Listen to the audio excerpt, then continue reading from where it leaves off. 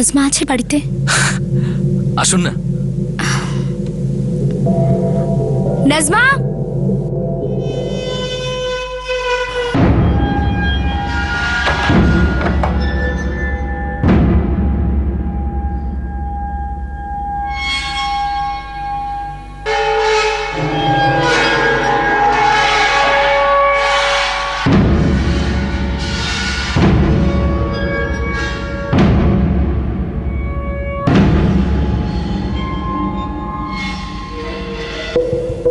নাজমা, নাজমা, নাজমা, নাজমা, নাজমা।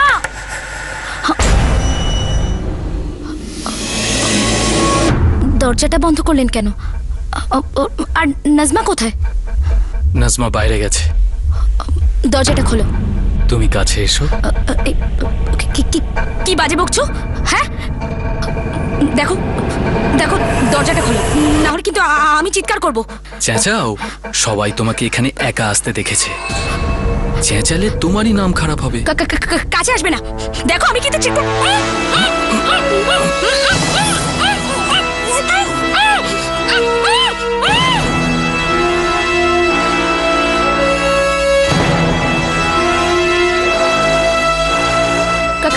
কাছে আসবে না, আমি চিৎকার করব। মিনা, তুমিও আমাকে তো পছন্দ করো, হ্যাঁ? এখন নাটক করো না। না না না।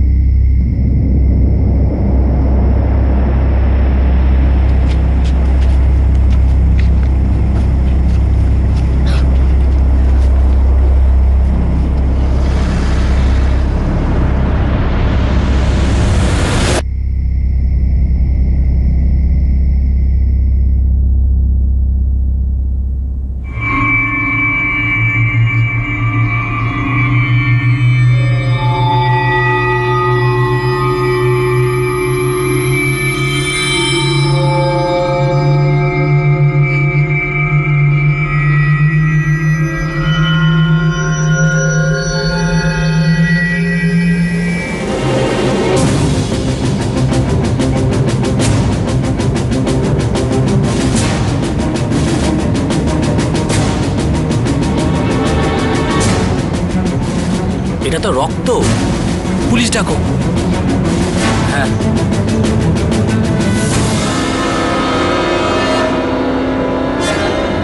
হ্যালো স্যার, রাউজিপাড়া থেকে বলছিলাম।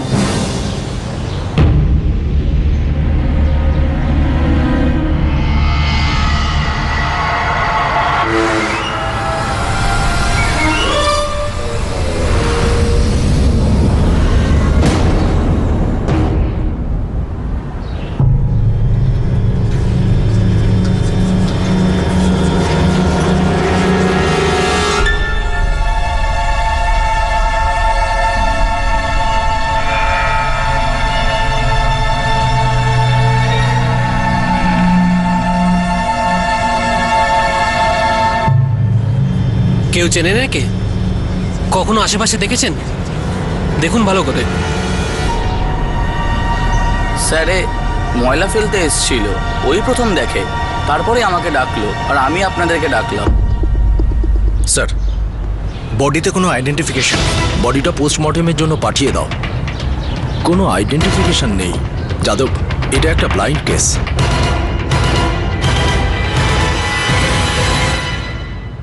12 বছর আগে এই ব্যক্তি ছিল ভক্ষক আর নির্যাতিতা ছিল এক মহিলা যাকে এই ব্যক্তি ধর্ষণ করেছিল। তাহলে কি এই খুন 12 বছর আগে সেই ঘটনার সঙ্গে যুক্ত ছিল? এই ব্যক্তিকে খুব নির্মমভাবে খুন করা হয়েছিল আর দেহ সরিয়ে ফেলা হয়েছিল, আর দেহটিতে কোনো আইডেন্টিফিকেশন ছিল না। এখন প্রশ্ন হলো যে 12 বছর আগে সেই রেপিস্ট আর এখনকার খুন হওয়া এই ব্যক্তি, তার পরিচয় আসলে কি ছিল?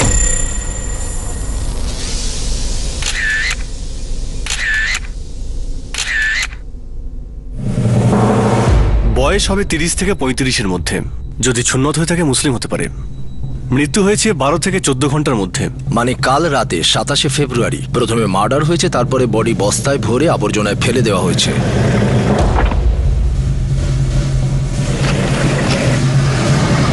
আঘাতটা খুব গভীর মনে হচ্ছে। রিপিটেড স্ট্র্যাপ, 9টা মেজর স্টেপ, 6টা মাইনার।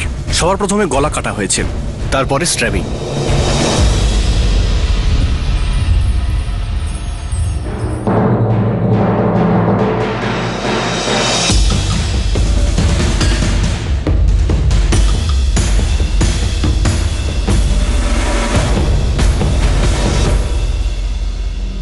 স্যার, ভিকটিমের ফটো সব পুলিশ স্টেশনে পাঠিয়ে দিয়েছি, কিন্তু এখনো কোনো নিখোঁজ ব্যক্তির সাথে মেলেনি সে ফটো। খুনের পর প্রায় 40 ঘন্টা কেটে গেছে, এখনো পর্যন্ত কোনো পুলিশ স্টেশন থেকে কোনো খবর আসেনি। হতে পারে এই লোকটা মুম্বাইয়ের বাইরে, হতে পারে মুম্বাইয়ের লোক, কিন্তু একদম একা ছিল। যাদব এত নিষ্ঠুরভাবে মারা, তারপর বডিকে বস্তায় ভরা, বাঁধা, তারপর ফেলে আসা একটা লোকের কাজ হতে পারে না। কিন্তু সবার আগে আমাদের জানতে হবে এই লোকটা কে ছিল।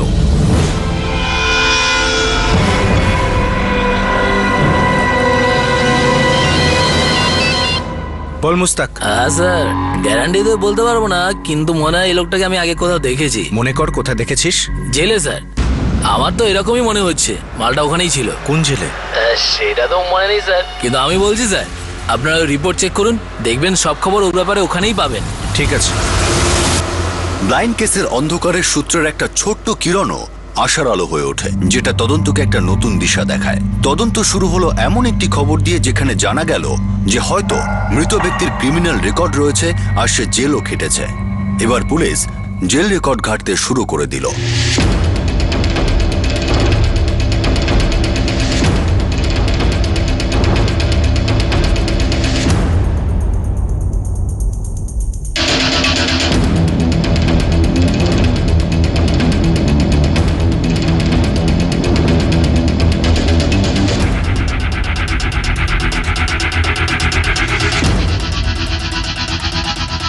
জেলে যখন গেছিল ক্রিমিনাল রেকর্ড নিশ্চয়ই থাকবে। স্যার, একটা ফটোগ্রাফ, তাও একটা লাশের। গত 10 বছরের ক্রাইম রেকর্ড তো হাজার হবে, এমনকি লাখও হতে পারে। আমাদের ভাগ্য ভালো যাদব যে আমরা কম্পিউটারাইজড লাইফ কাটাচ্ছি। একটা ফটোগ্রাফকে কয়েক লাখ অপরাধীর ফাইলের সঙ্গে ম্যাচ করানো পুরোটাই একটা ইতিহাস হয়ে যেত।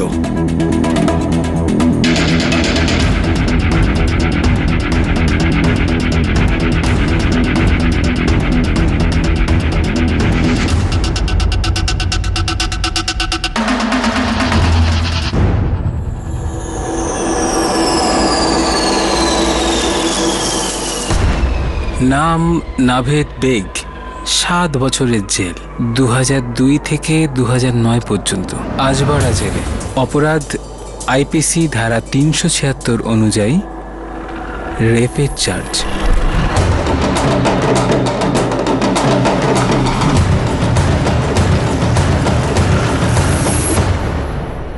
স্যার, ওর নাম নাভেদ বেগ। রেপ কেসে 7 বছরের সাজা কাটার পর জেল থেকে বেরোনোর 5 বছরের মধ্যে মার্ডার হয়। স্যার, রেপ কেসে ওকে গোবিন্দনাকে পুলিশ স্টেশনে অ্যারেস্ট করেছে। রেকর্ডস বের করো।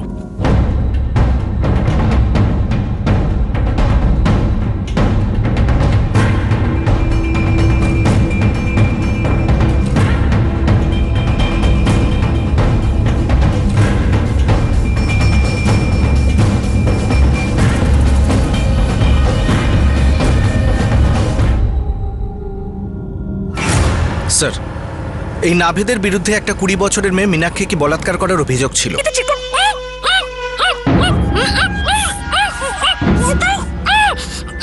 এরকম তো নয় যে কেউ 12 বছর অপেক্ষা করেছে প্রতিশোধ নেবার জন্য। হতে পারে স্যার।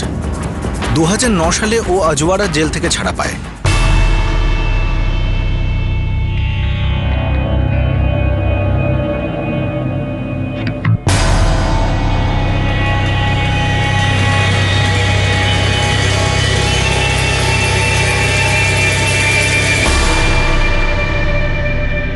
আক্রান্ত মহিলার নাম মীনাক্ষী শিরকে, বয়স 20 বছর, নাভেদের পাড়াতেই থাকতো।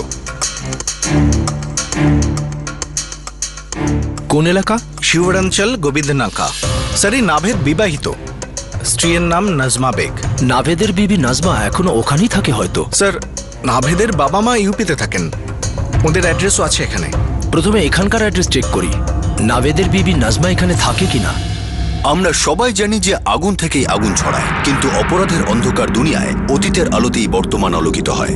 কিন্তু মীনাক্ষীর রেপের সঙ্গে কি নাভেদের মার্ডারের কোনো সম্পর্ক ছিল, নাকি এই খুনের রহস্য অন্য কিছুই?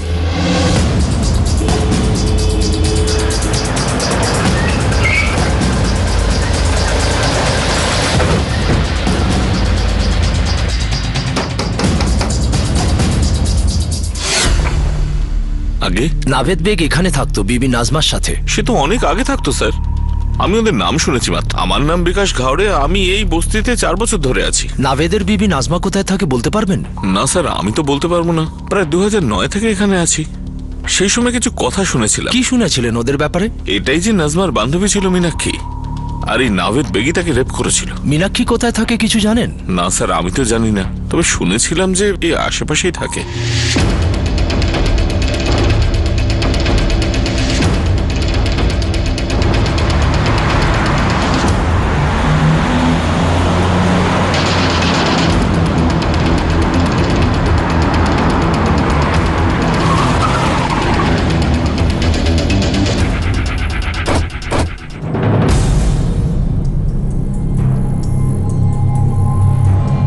এটা কি নাভেদের বাড়ি? আগে না, এটা ওর আব্বু রহমত বেগের বাড়ি। নাভেদকে শেষ কবে দেখেছি মনে নেই। তা উনি কোথায়? খেতে গেছেন। সব ঠিক আছে তো? নাভেদের কোনো খবর? মুম্বাই পুলিশ নাভেদের লাশ পেয়েছে।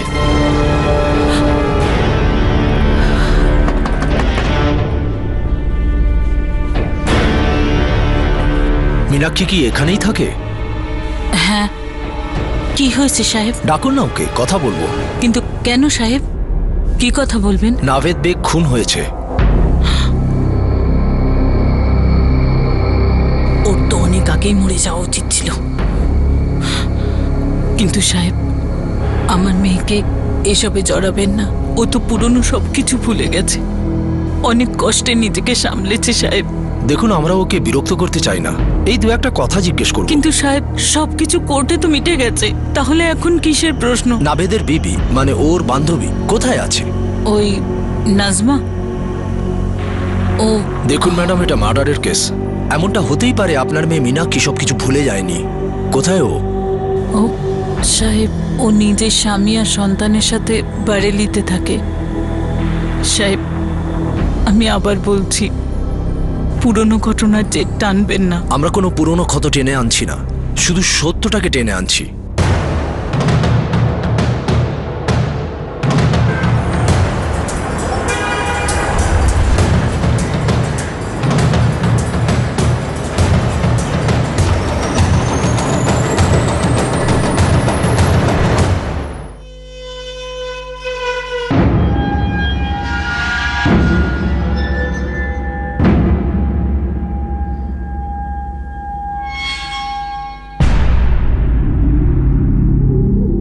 নাভেদ বেগের মৃত্যুর খবর আমাকে অবাক করছে না স্যার।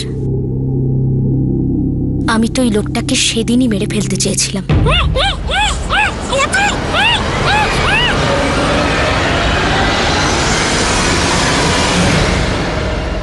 তুমি আর নাভেদের বিবি নাজমা ভালো বন্ধু ছিলে? হ্যাঁ সাহেব, ও আমার কাছে কাজও শিখতো।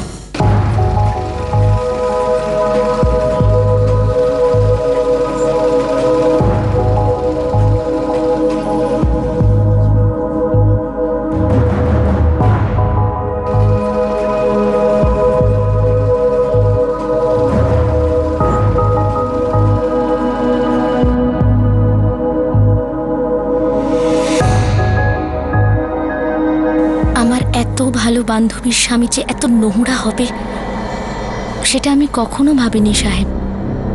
আমি রোজকার মতো নাজমার সঙ্গে দেখা করতে ওর বাড়ি গেছিলাম। আমি নাভেদের খারাপ উদ্দেশ্যর ব্যাপারে একটুও টের পাইনি। লোকটা মিথ্যে বলেছিল যে নাজমা বাড়িতে, আর আমাকে ভেতরে আসতে বলে। নাজমা আছে বাড়িতে? আসুন না।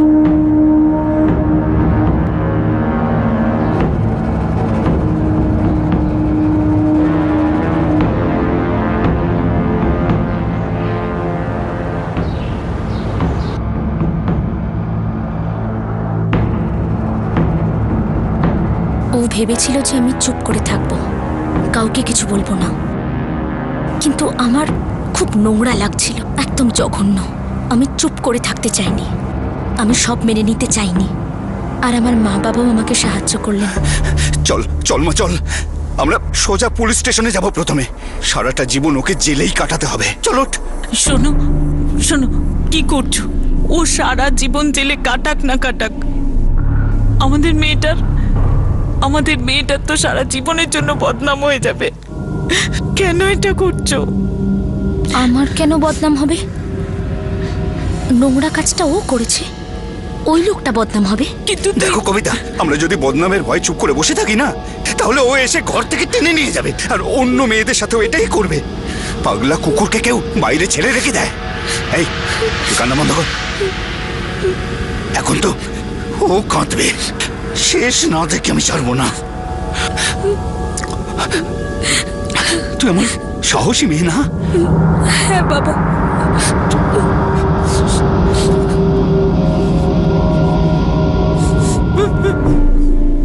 স্যার স্যার স্যার স্যার, এটা তো বলুন যে আমার স্বামী কি করেছে। তোমার স্বামী একজন মহিলাকে রেপ করেছে। এটা অসম্ভব, ওই মেয়েটা নিশ্চয়ই মিথ্যে কথা বলছে। সেটা তোমার বান্ধবী মীনাক্ষীকেই জিজ্ঞেস করো। এই চল, নিয়ে চল ওকে, নিয়ে চল।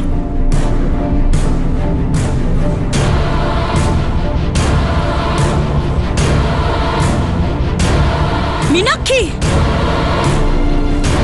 কেন আমার স্বামীকে ফাঁসিয়েছিস? কেন বল।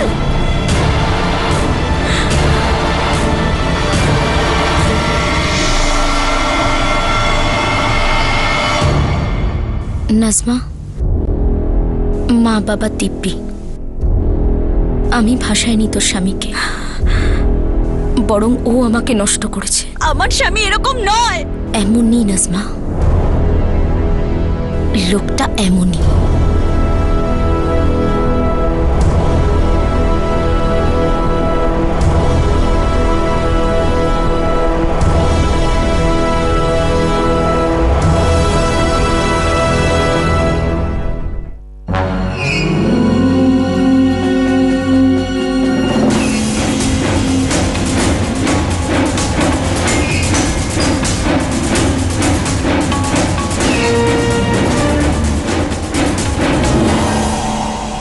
তুমি সত্যি কথা বলছো তাই না? আমি তোমার দিব্যি খেয়ে বলছি। জানি না তোমার বন্ধু মীনাক্ষী আমার উপর কি বদলা নিচ্ছে। আমাকে বরবাদ করে দিয়েছে। কে কাকে বরবাদ করেছে? ও আমাকে, আমাদের দুজনকে। নাজমা, না, বরবাদ তুমি করেছো, ওকেও আর আমাকেও। আমাদের দুজনের জীবন নষ্ট করেছো তুমি। ওর সাথে জবরদস্তি করেছো, আর এখন আমাকে মিথ্যে কথা বলছো। না নাজমা, আমি মানছি ভুলটা আমার ছিল, কিন্তু শুরুটা ও করেছিল। ও সুবিধা বুঝে এসেছিল যখন তুমি বাড়িতে ছিলে না, আর ওই প্রথম রংনামে শুরু করেছিল আমার সঙ্গে। মীনাক্ষীর ডাক্তারি পরীক্ষা হয়েছে, পুলিশ আমাকে সমস্ত কাগজ দেখিয়েছে। তুমি ওর সাথে জবরদস্তি করেছো, নষ্ট করে দিয়েছো তুমি ওকে। আর তুমি জানো, আর ঘেন্না করছে তোমাকে। নিজেকে তোমার স্ত্রী বলে পরিচয় দিতে লজ্জা করছে আমার। তোমার সাথে আজ থেকে আমার কোনো সম্পর্ক নেই। তুমি যা করেছো তার জন্য তোমাকে শাস্তি পেতেই হবে। নাজমা, আমার কথা শোনো। নাজমা, নাজমা। আমি কোর্টে লড়াই করতে থাকি সাহেব। আমি নাভেদকে কঠিনতর শাস্তি দিতে চেয়েছিলাম, যা তুমি 12 বছর পরে দিলে, মৃত্যুর সাজা। যখন আমার রেপ হয়েছিল না সাহেব, তখন না আমি সেটা মা বাবার কাছ থেকে লুকোই, না প্রতিবেশীদের কাছ থেকে, আর না অন্যদের কাছ থেকে। আমি লড়তে থাকি। আমি চেয়েছিলাম যাতে নাভেদ শাস্তি পায়। ও শাস্তি পেয়েছে। যখন আমার বিয়ে হয়, আমি আমার স্বামীকেও সবটা বলে দিয়েছিলাম। আর যদি আমি নাভেদকে মেরে ফেলতাম, তাহলে সেটাও লুকিয়ে রাখতাম না। ঈশ্বরের আশীর্বাদে আমি একটা ভালো জীবন পেয়েছি। আমি সেটা কেন নষ্ট করব সাহেব? আর একজনের জীবনও বরবাদ হয়েছিল। নাজমা, ও কোথায়? ও এখন আর ওই স্মৃতি মনে রাখতে চায় না সাহেব। তুই আমার উপর রেগে আছিস? যদি না বলি তাহলে মিথ্যে বলা হবে, কিন্তু এখন আর নই, কারণ তোর কোনো দোষ ছিল না। আমার দোষ শুধু এই যে আমি ওকে ঠিকমতো বুঝতেই পারিনি। ব্যাস প্রেম হয়ে গেছে আর বিয়ে করে ফেলেছি। কখনো ভাবিনি যে ও এরকম একটা মানুষ। এখন কি করবি ভাবছিস? নাভেদ তো 7 বছরের জন্য জেলে। আমি আর ওর সাথে কোনো সম্পর্ক রাখতে চাই না। মামা বলেছে যে ওর সাথে আমার ডিভোর্স করিয়ে দেবে, আর আমিও একটা বিয়ে করে নেব, আর এবার খুব ভেবেচিন্তে। ওই যে কথা আছে না, ঘর পোড়া গরু সিঁদুরে মেঘ দেখলে ভয় পায়।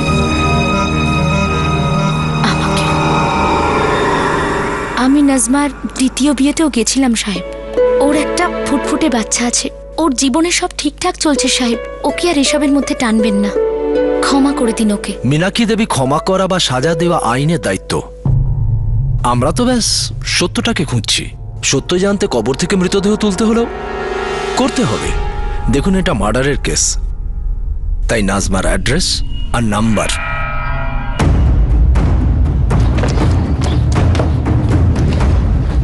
স্যার, মনে হচ্ছে মীনাক্ষী সত্যি কথা বলছে। যাদব, বেশিরভাগ ক্ষেত্রে একটা মিথ্যে লোকে নিজের কাছে এতবার বলে যে সত্যি সত্যি সেটা সত্যি মনে হয়। বিশেষ করে এমন একটা মিথ্যে যেটা ব্যথা লুকোনোর জন্য বলা হচ্ছে। যাদব, একটা কাজ করো, এই মীনাক্ষীর ব্যাকগ্রাউন্ড আর কল রেকর্ডস দুটোই চেক করো।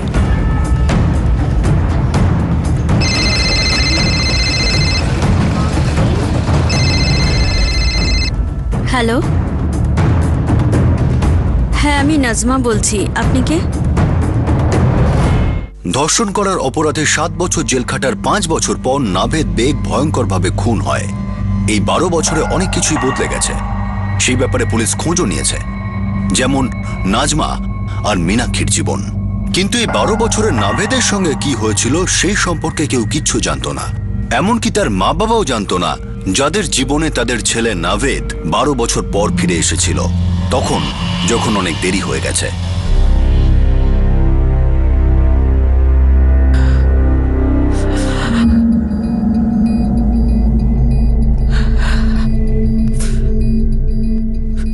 বারো বছর পরে দেখছি নাভেদকে। বাড়ি থেকে পালিয়েছিল মুম্বাইয়ের স্বপ্ন নিয়ে। এখানেই শাদীবাদী হয়েছিল, আমাদের জানায়নি কিছু। একবারই দেখা হয়েছিল, তাও তখন যখন ওর সাজা হয়েছিল। ভুল হয়ে গেছে আব্বু। এটাকে ভুল বলে না নাভেদ, পাপ করেছো তুমি, গুনাহ। ভুল আর পাপের মধ্যে তফাৎটা বোঝো। এর জন্যই কি বাড়ি ছেড়ে মুম্বাই এসেছিলিস আম্মি আব্বুর নাম ডোবাতে? শাস্তি তো তার জন্য হয়েছে আম্মি। শাস্তি শেষ হওয়ার পর নতুন ভাবে শুরু করবো। শাস্তি তুমি একলাই কাটাবে, আর নতুন শুরুটা তুমি একলাই করবে। শুনেছি তোমার বিবি তোমাকে ছেড়ে চলে গেছে। কিন্তু তোমরা আমাকে ছেড়ে যাবে না তো? যেখানে তুই মানবিকতা ছেড়ে দিয়েছিস, সেখানে তুই মানুষের কাছে আশা করিস? নাভেদ, আমরা এটা কখনোই ভাববো না যে তুমি আমাদের কাছে মরে গেছো। তবে এটা নিশ্চয়ই মনে রাখবো যে আমরা বেঁচে মরে আছি। রিহাই হয়ে যাবার পর ও এক-আধবার ফোন করেছিল, তাও ঈদের সময়। কষ্ট করে 1-8 মিনিট কথা বলেছি। ওর কোনো ফোন নাম্বার আছে? রাখিনি। যখন ওর সঙ্গে কোনো সম্পর্কই রাখবো না, তো ফোন নাম্বার নিয়ে কি করব? স্যার, আমি জানি না যে নাভিদ জামিনের পর কোথায় গিয়েছিল, কি কাজ করছিল। আমার ওর সাথে কোনো সম্পর্কই ছিল না। 1 সপ্তাহ আগে নাভেদ মার্ডার হয়ে গেছে নাজমা দেবী। এই মার্ডারের সাথে আপনার কোনো সম্পর্ক আছে? স্যার, খুন তো 12 বছর আগে হয়েছিল আমার বিশ্বাসের। স্যার, এক গরিব আর অনাথ মেয়ে আমি মামার কাছেই মানুষ হয়েছিলাম। এক দোকানে ঝাড়া পোছার কাজ করতাম, তখন ওর সাথে আলাপ হয়। নাভেদ কোথায় কাজ করতো? এক মুদিখানার দোকানে প্যাকিং এর কাজ করতো।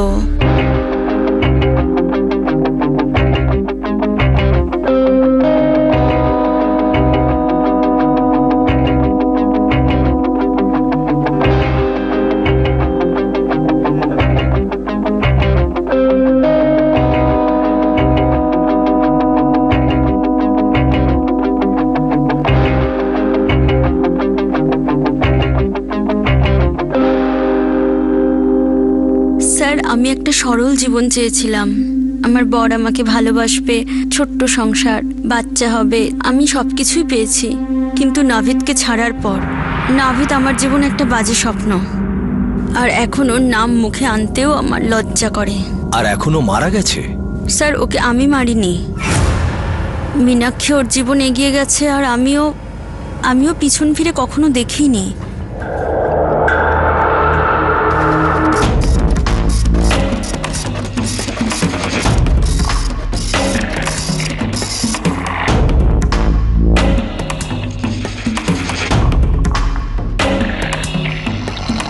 স্যার, মীনাক্ষী আর নাজমা দুজনেরই ফোন রেকর্ডস চেক করেছি।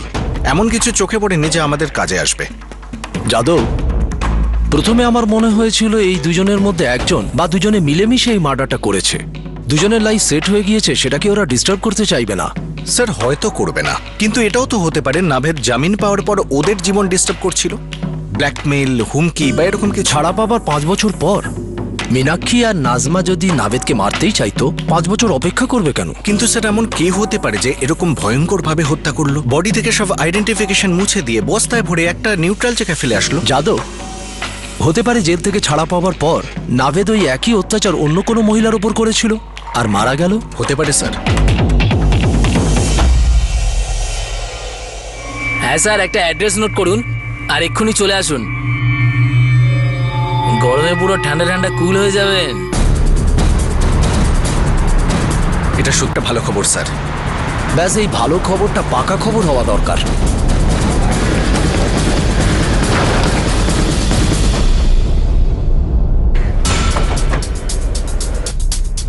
স্যার, ইনি এই ইউনিটের সুপারভাইজার, ওনার নাম সাগর ভাই। নমস্কার স্যার। এই নাভেদ বেগ এখানে কতদিন কাজ করছে? 1 বছর ধরে করে স্যার, কিন্তু গত 1 সপ্তাহ ধরে পাত্তাই নেই স্যার। ফোনটাও অফ। ওই সমিত ওকে নিয়ে খুব চিন্তায় আছে। সুমিতকে? স্যার, সমিত কারসে, এখানেই কাজ করে, নাইট শিফট আছে আজ। এ নাভেদের বন্ধু? স্যার, নাভেদকে ওই কাজে লাগিয়েছিল। নাভেদ ওরই বস্তিতেই থাকে। বস্তির অ্যাড্রেস আর দুজনের নাম্বার চাই আমার। অ্যাড্রেস মানে ওই অখিলানগর চল আছে না, ওখানে ওরা দুজন থাকে। নাম্বারটা আমি দিচ্ছি আপনাকে। কিন্তু স্যার, ব্যাপারটা কি? আরে নাম্বারটা দাও না সাগর ভাই। ব্যাপারটা কি আমি বলছি তো তোমাকে, পরে ভালো করে। নাইক, নাম্বার নোট করো, 44478765 নাভেদ বেগের নাম্বার। রেকর্ড বের করো।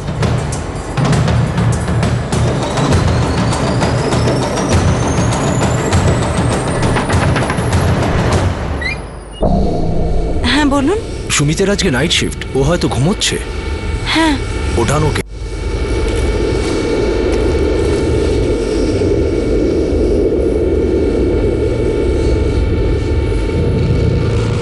তোমার বন্ধু নাভেদ কোথায়?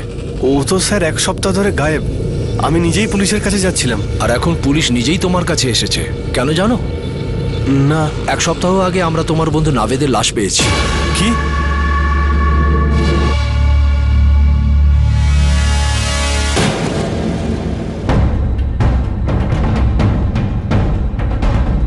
স্যার, নাভেদ এখানেই থাকতো, ভাড়া বাড়িতে। চাবি আছে তোর কাছে? আমার কাছে স্যার কি করে চাবি থাকবে? হয় নাভেদের কাছে থাকবে, নাহলে বাড়ির মালিকের কাছে।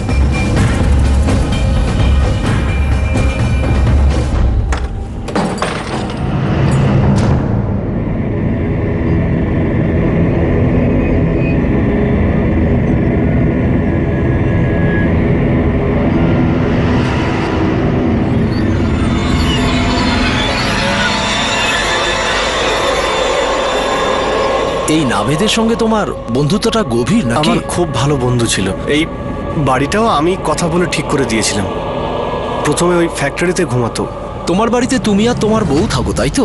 না স্যার, উনি আমার স্ত্রী নন, আমার বৌদি। উনি মেঘনা বৌদি, আমার বর্দার ওয়াইফ, আজিঙ্কিয়া কারসে। আর দাদা কি করেন? Watchman sir. এই নাভেদকে কে মারতে পারে? কিছু জানি না স্যার, আমার তো শুনেই মাথা কাজ করছে না। এই আঙুলে কি হয়েছে? কিছু না স্যার, ওই ফ্যাক্টরিতে একটু লেগে গেছিল। নাভেদকে কতদিন ধরে জানো আর কিভাবে জানো? গত 1 বছর ধরে চিনি স্যার। ওই মদ খেতে গিয়ে আলাপ হয়েছিল, ওর কাজের দরকার ছিল আর আমি আমার সাহেবের সঙ্গে কথা বলে ওকে কাজে লাগাই। আচ্ছা, ও তোমাকে কখনো বলেছিল আগে ও কি করতো, কোথা থেকে এসেছিল? না স্যার, ও আগের কথা কোনোদিন কিছু বলেনি। হ্যাঁ, একবার ও বলেছিল যে ওর একবার বিয়ে হয়েছিল আর ওর স্ত্রী ওকে ছেড়ে চলে গেছে। ঠিক আছে, দরকার হলে আর একবার ফোন করব। স্যার, আমার নাম্বার আছে তো? সুমিত, আমরা নজরবন্দি করেছি তোমায়। নম্বরটা কোনো কথা হলো? আঙুলটা সামলাও।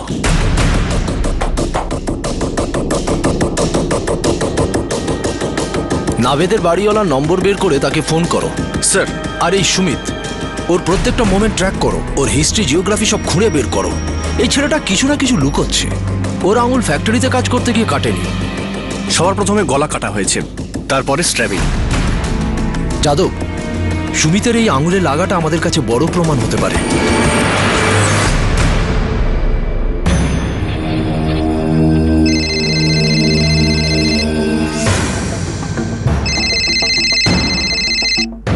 হ্যাঁ বল সুমিত।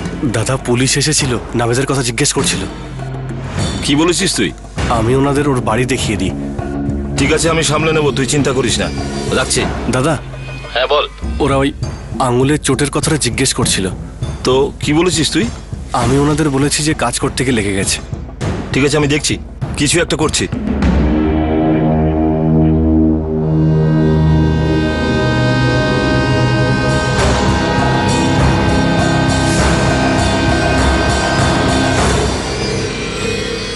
আমি জানি না।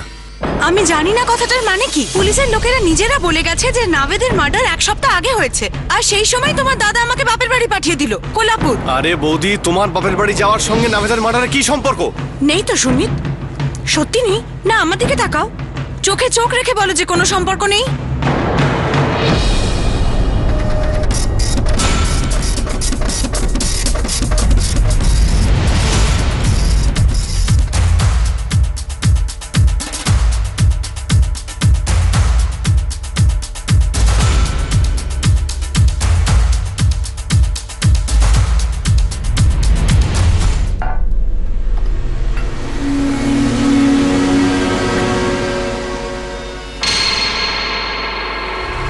মেঘনা, তুমি খাবার খেয়ে শুয়ে পড়ো, আমরা দুজনে বাইরে খাবো। কিন্তু তোমরা যাচ্ছটা কোথায় আর কি হচ্ছে আমাকে বলছো নাই বা কেন? সব বলবো, কিন্তু এখন নয়। আর শোনো, মুখ একদম বন্ধ রাখবে। কেউ যদি কিছু জিজ্ঞাসা করে তাহলে বলবে আমি কিছু জানি না, বুঝেছো?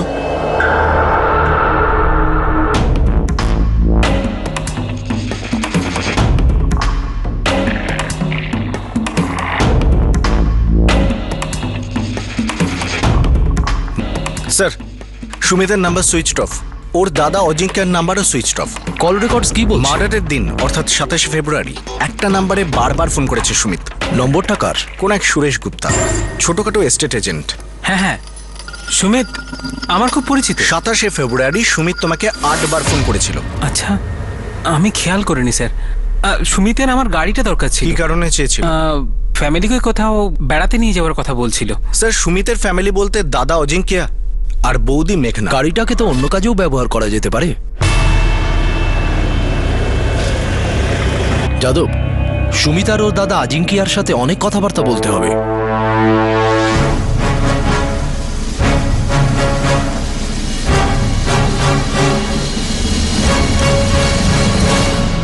কিছু বললোই না যে কবে ফিরবে, শুধু তাড়াহুড়ো করে চলে গেল, কিচ্ছু বলেনি। ওদের দুজনের ফোনও সুইচ অফ। কোথায় গেছে এরা দুজন? জানি না সাহেব। নাভেদ বেগের মার্ডারে তোমার বর আর দেওর সামিল নাকি? না না সাহেব, ওরা খুনি নয়। সুরেশ গুপ্তকে চেনো তুমি?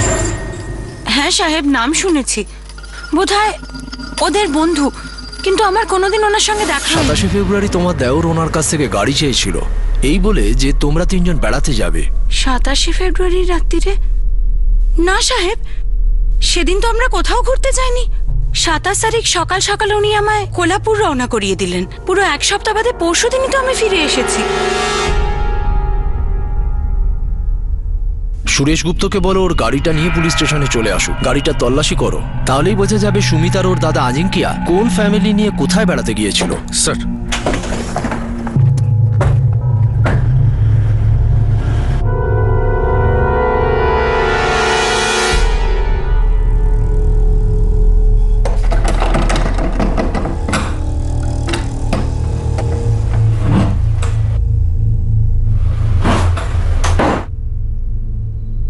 দাদা এবার কি করব?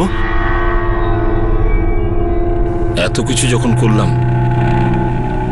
এখন ভবিষ্যতেও কিছু করতে হবে।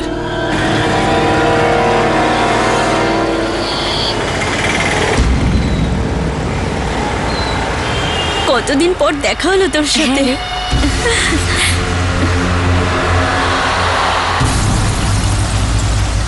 আসলে পুলিশ খুব জোর করছিল, সেই জন্য আমি তোর নম্বর দিয়েছি। কোনো ব্যাপার না, আমি তো নাভেদের ব্যাপারে ভাবিই না। ও তোর আর আমার দুজনেরই অতীত। আর তাছাড়া বাজে স্বপ্নের ব্যাপারে ভেবে লাভ কি? ঠিক বলছিস তুই। আচ্ছা, তোর সেলাইয়ের কাজ কেমন চলছে? ভালোই চলছে। তুই আমাকে সেলাই না, নতুন জীবন দিয়েছিস, আর সেই জন্য আমি তোর কাছে সারা জীবন কৃতজ্ঞ হয়ে থাকবো। আমার কাজ ভালোই চলছে। যাক, ভালোই হয়েছে। আমার খবরও বেশ ভালো। আচ্ছা, তোর একটা ছেলে আছে না, সালমান না? হ্যাঁ। কেমন আছে ও? ভালো আছে, খুব দুষ্টুমি করে। আর তোর মেয়ে রোহিণী? ও খুব ভালো আছে। এখন তো ও মা আর আমি মেয়ে। শুধু এই কথাটাই ছিল যেটা আমি বলতে চেয়েছিলাম, তাই ডাকলাম।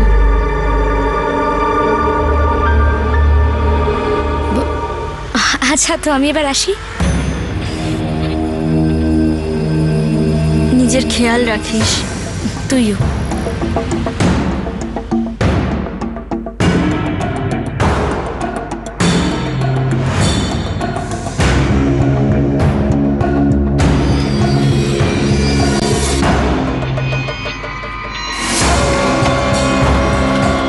ডিকি খোলো।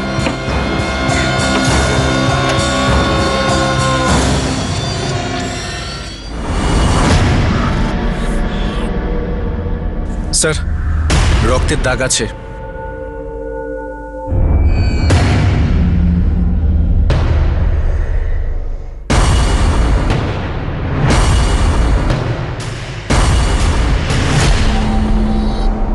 সুরেশ গুপ্ত, নাভেদ বেগের মার্ডার কেসে তোর এই গাড়ি ছাড়া তোর আর কি রোল ছিল বল? স্যার, ইন্সপেক্টর স্যার, এই ব্যাপারে আমি কি বলবো? তোর গাড়ির ডিকিতে যে রক্তের দাগ পাওয়া গেছে না, ওটা অনেক কিছু বলে দিয়েছে। তুই শুধু এটা বল যে সুমিত আর আজিঙ্কিয়ার সাথে মিলেমিশে তুই কেন নাভেদ বেগকে খুন করলি? স্যার, সুমিত আমার বন্ধু। বন্ধুত্বের খাতিরে ও আমার কাছে গাড়ি চেয়েছিল আর আমি ওকে দিয়ে দিয়েছি। পরের দিনও আমাকে ফিরেও দেয়। স্যার স্যার অনেক বছর হলো আমি ডিক্কি খুলেই দেখি না। এই নাভেদ বেগটা খেয়ে সেটার ব্যাপারে আমি জানি না। আমি সত্যি করে আর কিচ্ছু জানি না। আমার দেওর আর বর দুজনেরই ফোন বন্ধ, আর ওরা কোনো খবরও পাঠায়নি কারুকে দিয়ে। সত্যি বলছি।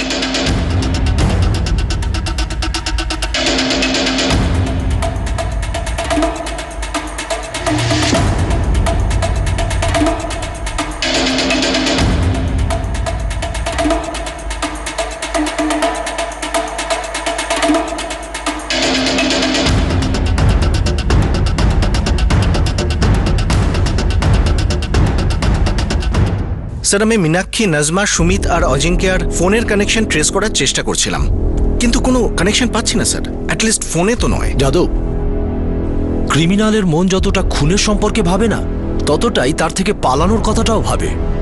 আর চারটে ক্রিমিনালের মাথা যখন এক জায়গায় মিশে যায়, তখন খুব সূক্ষ্ম একটা প্ল্যান হয়, যাতে এমন কোনো কানেকশন না পাওয়া যায় যে চারজনের যোগ রয়েছে।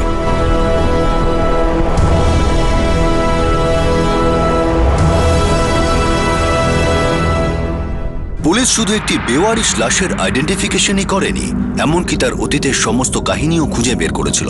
নাভেদ বেগ রেপের জন্য 7 বছরের সাজা পেয়েছিল, আর তার 5 বছর পর তাকে খুন করা হয়।